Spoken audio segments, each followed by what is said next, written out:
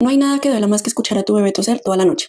Este truquito natural puede ayudarlo a descansar mejor. Toma 2 o 3 dientes de ajo frescos, pélalos y pícalos en trocitos pequeños. El ajo al cortarse libera compuestos llamados alicina, que limpian el aire y ayudan a calmar la tos seca.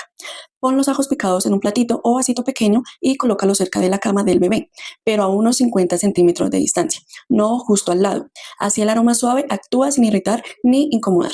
Déjalo ahí toda la noche, el ambiente se limpia y muchas mamás notan que el bebé tose menos y duerme más tranquilo. Es un remedio casero, natural y seguro desde los 6 meses. Guarda este video para probarlo y cuéntame si te funcionó.